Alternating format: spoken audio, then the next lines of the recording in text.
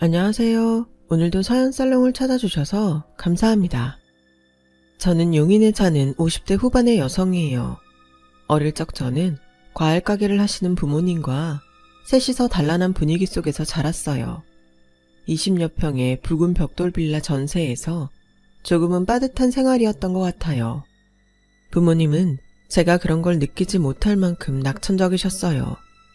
경제적으로 풍족하지는 않지만 단란하고 즐거웠던 저희 집은 엄마 아빠가 어느 날 갑자기 교통사고로 돌아가시면서 깨져버렸답니다. 동네 시장 상인회에서 단풍놀이를 갔는데 오는 길에 고속버스가 빗길에 미끄러지면서 난 사고였다고 해요. 저희 집뿐만 아니라 동네 전체에서 가족을 잃은 사람들, 다친 사람들이 많이 나와서 한동안 통곡 소리가 끊이질 않았어요. 졸지에 혼자가 된 저는 엄마의 여동생인 이모와 살게 됐어요. 중학교 1학년이던 제가 혼자 상복을 입고 조문객을 맞는 걸 본 이모는 눈시울을 붉히면서 은영아, 이제부터 이모하고 살자. 이모부도 좋다고 하셨어. 어린 게 혼자서 이게 무슨 고생이야. 아우 세상에. 언니랑 형부는 어쩌다가 이런 이쁜 딸을 놓고 먼저 가버린 거야.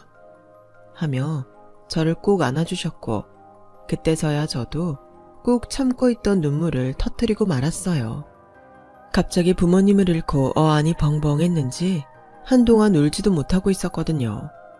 이모는 저한테 어려운 보험금 문제나 저희 집 전세금 빼는 것도 다 도와주셨어요. 저희 집은 지방이었고 이모네는 서울이었기 때문에 저는 전학을 가야 했어요. 엄마 아빠가 갑자기 제 옆에서 사라진 것도 서러운데 학교까지 옮기고 친구들을 못 본다고 생각하니 너무 속상했어요. 이모와 이모부는 저한테 잘해주려고 애쓰셨지만 저는 한동안 말도 잘 안 하고 밥도 잘 안 먹었어요. 그런데 저희 반 몇몇 애들이 저에게 자꾸 말도 시키고 같이 매점도 가고 숙제도 같이 해주더라고요. 저는 조금씩 기운을 차렸고 얼마 안 가 다시 웃으며 지낼 수 있게 됐어요. 반 아이들과도 금방 친해졌고요. 어느 날 제가 친구들하고 장난치다가 깔깔 웃었더니 제 짝이 이제 니네 엄마 한시름 놓으셨겠다. 실은 우리도 네가 처음에 어두워 보이고 말도 안 해서 걱정했거든. 나를 걱정했어? 근데 우리 엄마라니? 엄마를 알아? 너 전학 오고 얼마 안 돼서 학교에 오셨어. 아, 이거 말하지 말라고 하셨는데. 뭐 지금은 네가 괜찮으니까 얘기해도 되겠지. 친구 얘기를 들어보니 이모는 학교에 찾아와서 저와 가까이 앉는 친구들한테 맛있는 걸 사주시면서 저를 부탁하셨다고 해요. 제가 갑자기 서울로 이사 오게 돼서 적응 못하고 있다며 잘해달라고요. 이모도 형편이 좋은 편이 아니었는데 그렇게 저를 신경 써주신 게 너무 고마웠어요. 이모, 우리 반 애들 만났었다며. 근데 엄마라고 했어? 들었구나. 미안해. 많이 놀랐지? 이모랑 산다고 하면 혹시 놀리는 애들이 있을까봐 그랬어. 멋대로 엄마라고 해서 미안하다. 아니야. 나 위해서 거짓말까지 했는데 내가 왜 화를 내. 정말 고마워 이모. 저는 이모랑 이모부한테 걱정이라도 끼치지 말아야겠다고 마음먹었어요.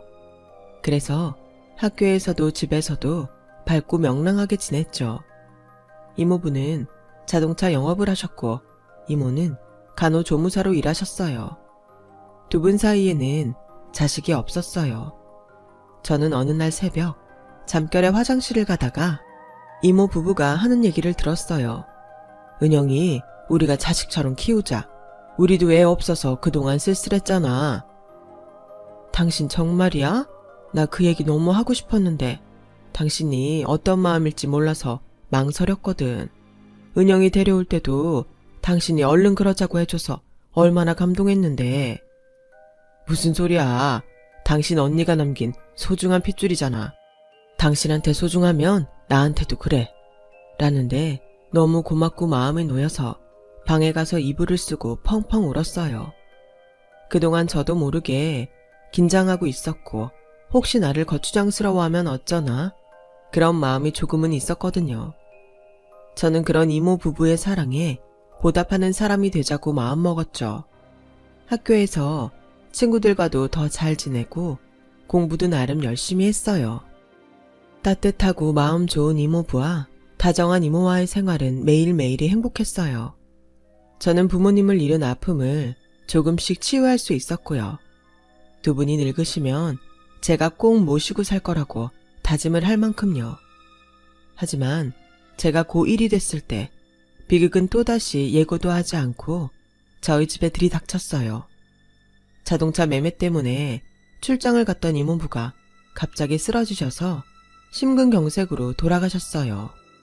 저와 이모는 너무 충격을 받아서 장례식 내내 통곡만 했어요. 장례식이 끝난 후에 이모는 저에게 은영아, 이제 우리 둘밖에 없다. 너 건강해야 돼. 알았지? 너까지 없으면 나 살아갈 희망이 없어. 나 건강해 이모. 걱정하지 마. 이모도 건강 잘 챙겨. 이모야말로 나 두고 빨리 가면 안 돼. 내가 이모 꼭 호강시켜 줄게. 저는 혼자 고생하시는 이모를 위해 얼른 돈을 벌어야겠다고 생각했고 고등학교를 졸업하자마자 유명한 한정식 레스토랑에 취직했어요. 이모는 제가 대학에 가길 바랐지만 저희 형편을 생각하면 그럴 수 없었어요. 제가 공부를 엄청 잘했다면 모를까 그것도 아니었거든요. 그래서 빨리 돈을 벌 수 있는 길을 택하기로 했죠. 다행히 저를 좋게 봐주신 담임선생님 소개로 일자리를 얻게 됐어요. 저는 주방장님이 양념을 하고 음식 밑간을 할 때마다 어깨 너머로 열심히 보고 속으로 다 외워뒀다가 하루 일이 다 끝나고 나면 아무도 없는 주방에 남아서 혼자 실습하곤 했어요. 평균 4시간 못 자면서도 그렇게 끈기 있게 했더니 밑반찬 담당이 됐고 가정식과 궁중요리 자격증 시험을 다 한 번에 붙게 되더라고요. 그렇게 5년여의 노력 끝에 저는 드디어 제 식당을 낼 수 있는 미천을 마련하게 되었어요. 레스토랑을 나와서 조그마한 가게를 얻었죠. 회사가 많은 동네였기 때문에 저는 집밥을 먹는 느낌을 주려고 했어요. 찌개나 국 위주의 메뉴를 짜고 반찬을 다른 식당들과 차별했죠. 그동안 한정식 레스토랑에서 배웠던 걸 더 대중적인 재료로 바꿔서 응용했어요. 진미채 볶음 하나를 해도 다른 식당들과 양념을 조금 색다르게 했고요. 식사가 다 끝나면 작은 종이컵에 여름에는 오미자 음료, 겨울에는 수정과를 줬더니 그게 직장인들 취향에 완전 딱 맞아 떨어졌어요.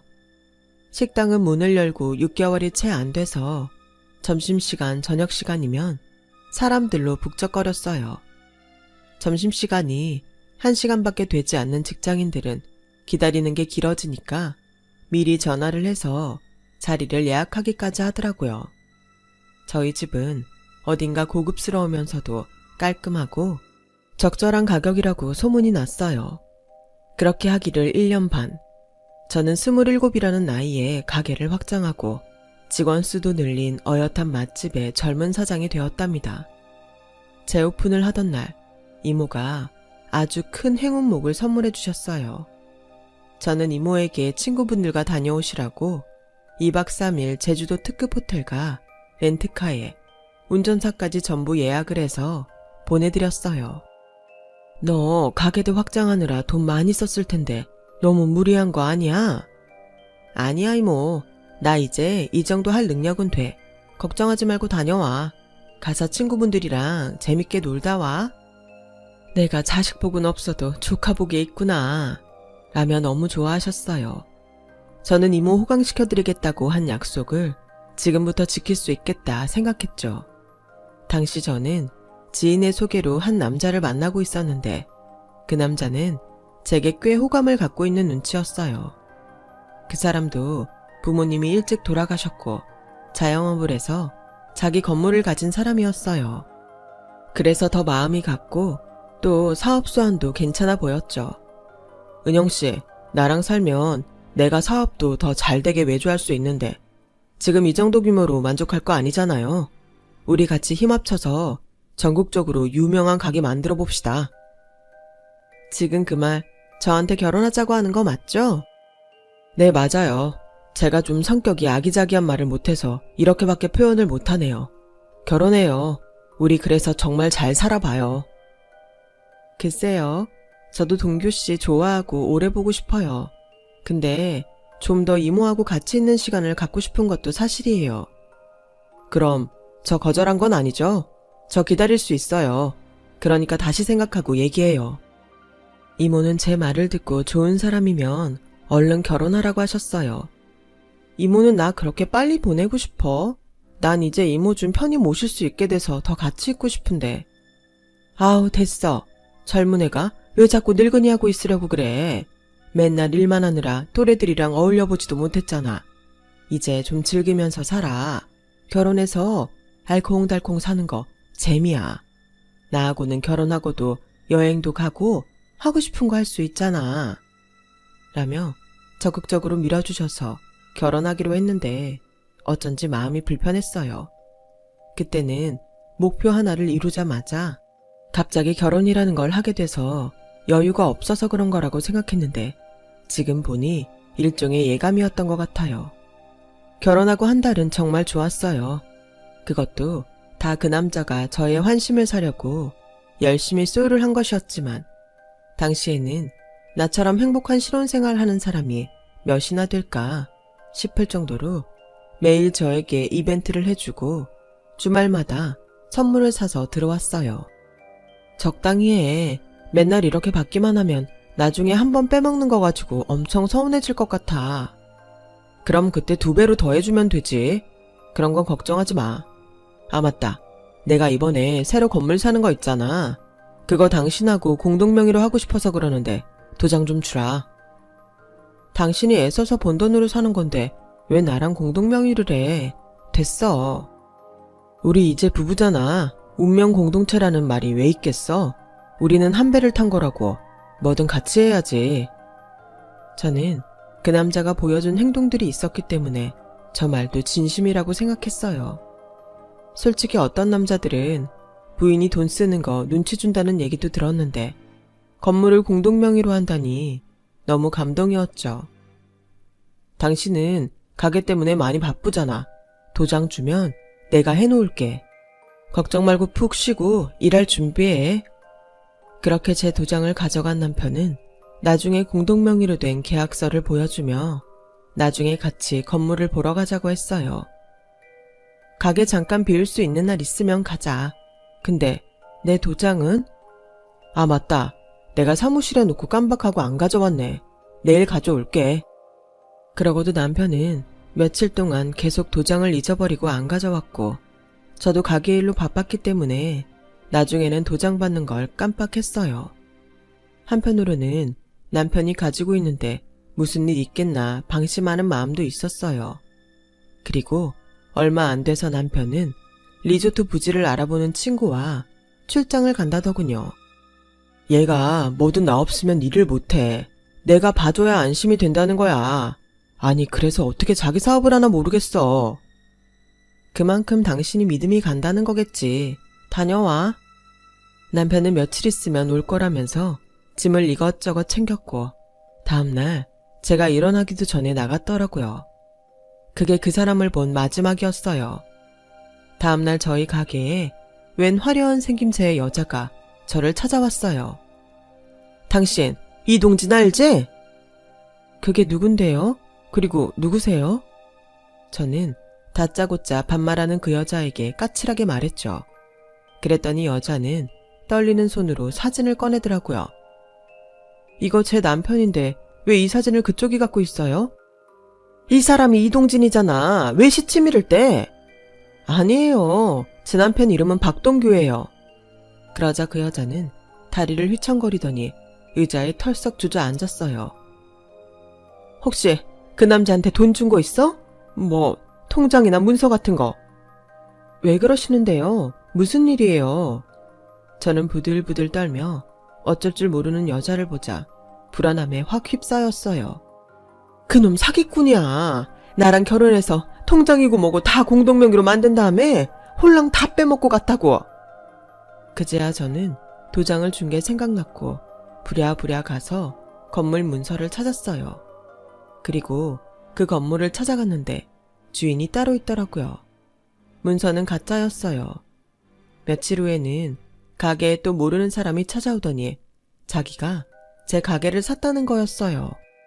남자는 제 도장을 가져가서 가게를 공동명의로 바꾼 다음에 팔아버렸더군요. 한순간에 폭풍우가 몰아쳐 다 쓸어가 버린 것처럼 저는 제가 쌓아 올린 것들을 몽땅 잃었어요. 이모는 반쯤 넋이 나간 저를 보며 어쩔 줄 몰라 하셨어요. 미안하다 은영아. 내가 결혼을 재촉하는 게 아니었는데 나 때문에 이게 뭐니? 어쩌면 좋니? 하지만 당시에는 아무 소리도 들리지 않았어요. 너무 기가 막혔고 온 몸에 기운이 다 빠져나간 기분이었어요. 부모님을 잃고 이모부도 잃었지만 제게는 음식을 만드는 재주가 있었고 그래서 이제야 이모와 함께 행복해질 거라고 그렇게 굳게 믿었는데 하늘이 저를 버린 게 분명하다는 생각만 들더라고요. 이모는 그런 제가 뭔가 심상치 않게 느껴졌는지 한시도 제 옆에서 떨어지지 않으셨고 잘 때도 제 옆에서 주무셨어요. 몇 달을 그렇게 보낸 어느 날 저는 자다가 이모의 기침 소리에 깼어요. 이모는 무릎도 퉁퉁 붓고 열도 심하게 나고 있더라고요. 알고 보니 낮에 청소 도우미를 하러 갔다가 그 집 화장실에서 미끄러진 거였어요. 응급실에 입원한 이모를 보고 있자니 눈물이 저절로 났어요.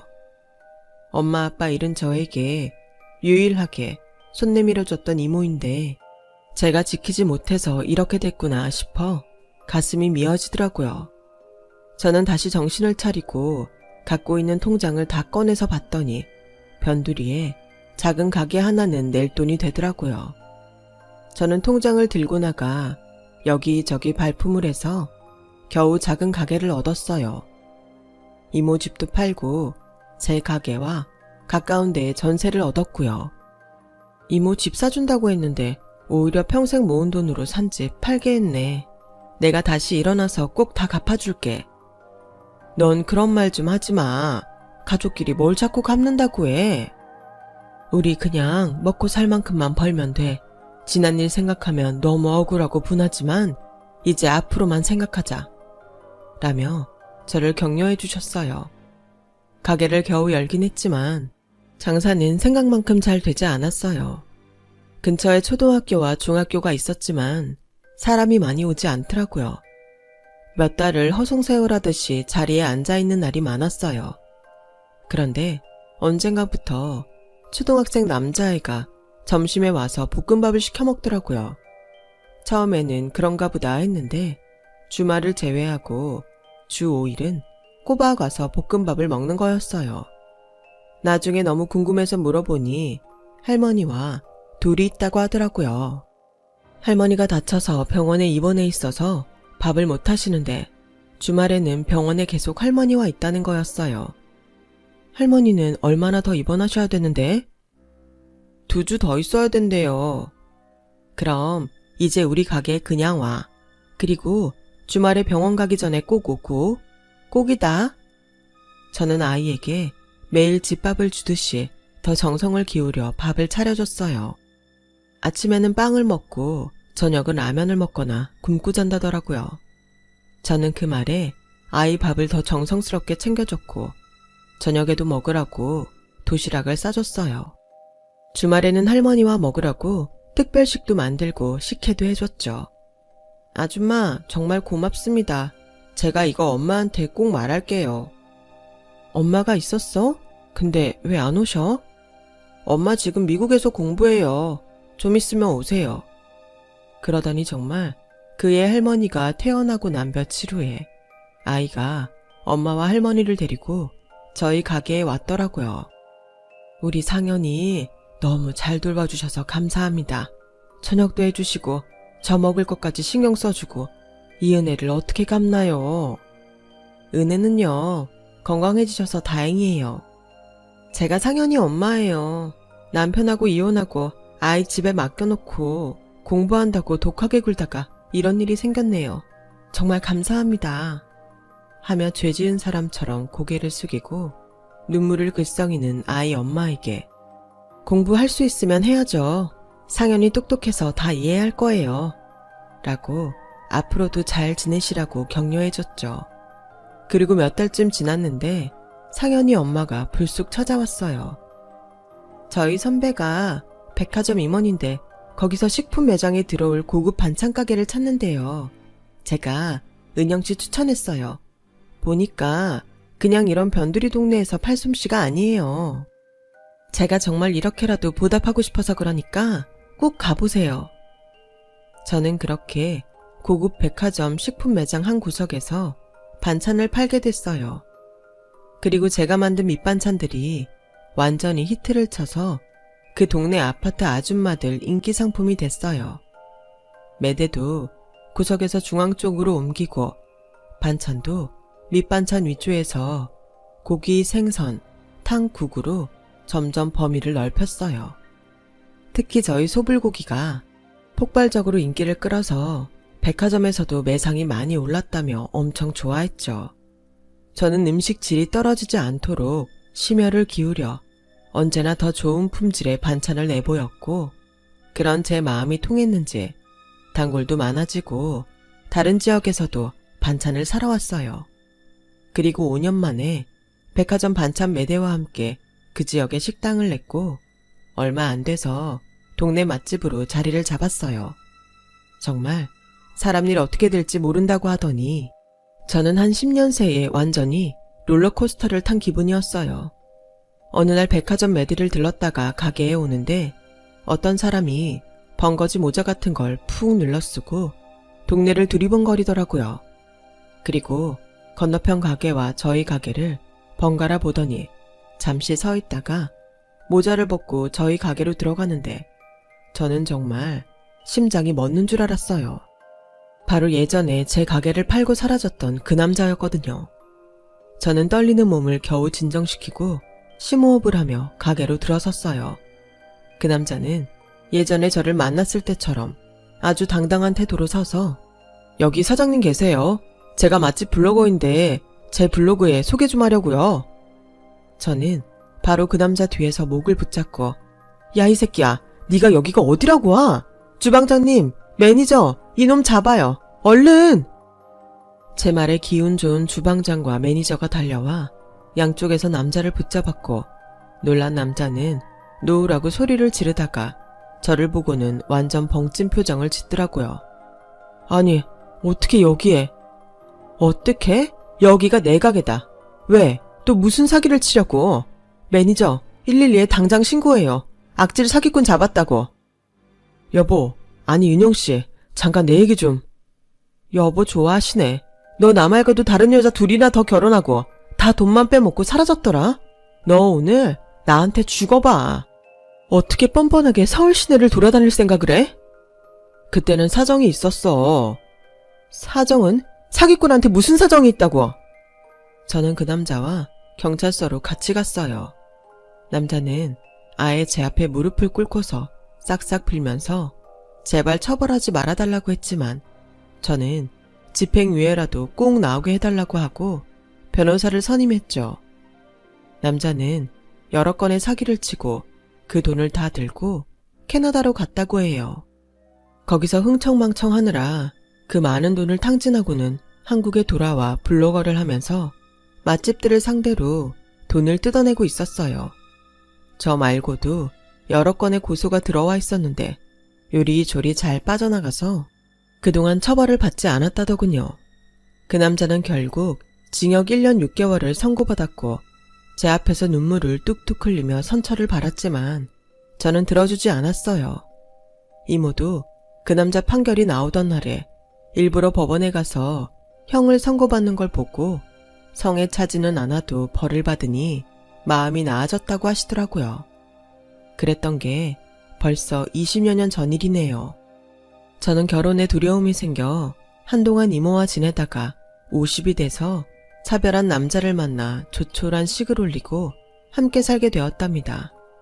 이모는 저희 아파트 맞은편 동에 살고 계세요. 요즘 다리가 많이 불편해지셨는데 그거 말고는 건강하시니 얼마나 다행인지요. 이제 60을 코앞에 두고 예전 일을 떠올려 보니 사람은 좋은 일을 하면 반드시 그만큼 돌려받는다는 걸 알겠네요. 제 얘기 들어주신 분들 모두 행복하시고요. 가정에 항상 좋은 일만 있기를 제가 간절히 바라고 빌겠습니다. 감사합니다. 여러분, 사연 댓글에 응원과 현명한 조언 부탁드려요. 좋아요와 구독은 저에게 큰 힘이 됩니다. 오늘도 좋은 일 가득하세요.